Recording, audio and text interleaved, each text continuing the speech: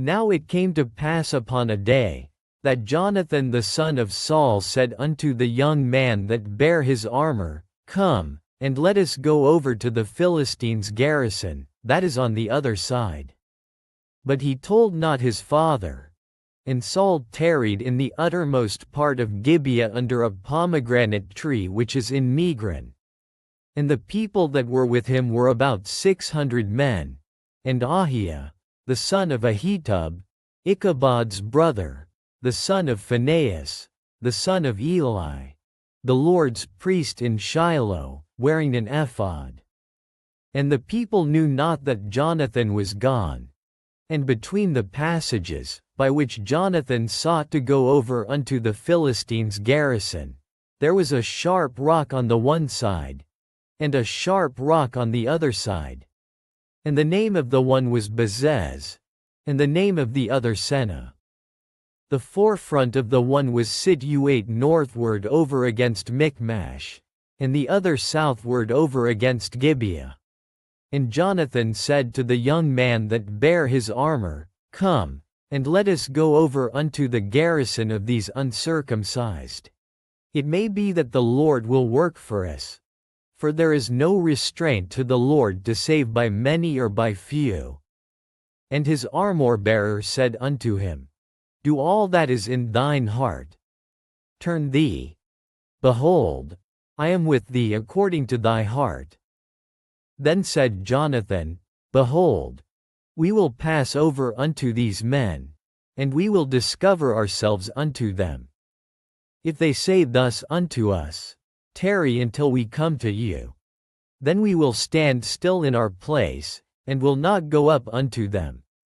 But if they say thus, Come up unto us, then we will go up, for the Lord hath delivered them into our hand. And this shall be a sign unto us. And both of them discovered themselves unto the garrison of the Philistines. And the Philistines said, Behold, the Hebrews come forth out of the holes where they had hid themselves. And the men of the garrison answered Jonathan and his armor-bearer, and said, Come up to us, and we will show you a thing. And Jonathan said unto his armor-bearer, Come up after me. For the Lord hath delivered them into the hand of Israel. And Jonathan climbed up upon his hands and upon his feet, and his armor-bearer after him. And they fell before Jonathan, and his armor-bearer slew after him. And that first slaughter, which Jonathan and his armor-bearer made, was about 20 men, within as it were an half-acre of land, which a yoke of oxen might plow. And there was trembling in the host, in the field, and among all the people. The garrison, and the spoilers, they also trembled, and the earth quaked.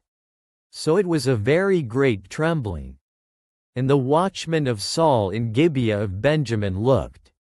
And, behold, the multitude melted away, and they went on beating down one another. Then said Saul unto the people that were with him, Number now, and see who is gone from us.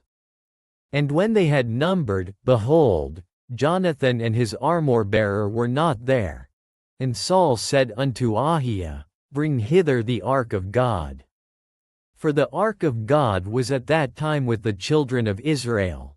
And it came to pass, while Saul talked unto the priest, that the noise that was in the host of the Philistines went on and increased. And Saul said unto the priest, Withdraw thine hand. And Saul and all the people that were with him assembled themselves, and they came to the battle. And, behold, every man's sword was against his fellow, and there was a very great discomfiture. Moreover, the Hebrews that were with the Philistines before that time, which went up with them into the camp from the country round about, even they also turned to be with the Israelites that were with Saul and Jonathan. Likewise all the men of Israel which had hid themselves in Mount Ephraim, when they heard that the Philistines fled, even they also followed hard after them in the battle. So the Lord saved Israel that day. And the battle passed over unto Bethaven. And the men of Israel were distressed that day. For Saul had adjured the people, saying, Cursed be the man that eateth any food until evening, that I may be avenged on mine enemies. So none of the people tasted any food. And all they of the land came to a wood, and there was honey upon the ground. And when the people were come into the wood, behold, the honey dropped, but no man put his hand to his mouth, for the people feared the oath. But Jonathan heard not when his father charged the people with the oath. Wherefore he put forth the end of the rod that was in his hand, and dipped it in an honeycomb, and put his hand to his mouth, and his eyes were enlightened. Then answered one of the people, and said, Thy father straitly charged the people with an oath, saying, Cursed be the man that eateth any food this day. And the people were faint. Then said Jonathan, My father hath troubled the land. See, I pray you, how mine eyes have been enlightened, because I tasted a little of this honey. How much more, if haply the people had eaten freely today of the spoil of their enemies which they found. For had there not been now a much greater slaughter among the Philistines? And they smote the Philistines that day from Michmash to Aijalon. And the people were very faint. And the people flew upon the spoil, and took sheep, and oxen, and calves, and slew them on the ground. And the people did eat them with the blood. Then they told Saul, saying, Behold, the people sin against the Lord, in that they eat with the blood. And he said, Ye have transgressed. Roll a great stone unto me this day. And Saul said, Disperse yourselves among the people, and say unto them, Bring me hither every man his ox, and every man his sheep, and slay them here, and eat, and sin not against the Lord in eating with the blood. And all the people brought every man his ox with him that night, and slew them there. And Saul built an altar unto the Lord. The same was the first altar that he built unto the Lord. And Saul said, Let us go down after the Philistines by night, and spoil them until the morning light, and let us not leave a man of them. And they said, Do whatsoever seemeth good unto thee. Then said the priest, Let us draw near hither unto God. And Saul asked counsel of God, Shall I go down after the Philistines?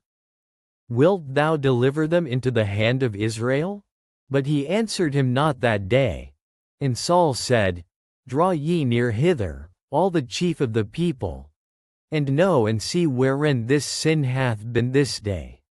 For, as the Lord liveth, which saveth Israel, though it be in Jonathan my son, he shall surely die. But there was not a man among all the people that answered him. Then said he unto all Israel, Be ye on one side, and I and Jonathan my son will be on the other side. And the people said unto Saul, Do what seemeth good unto thee.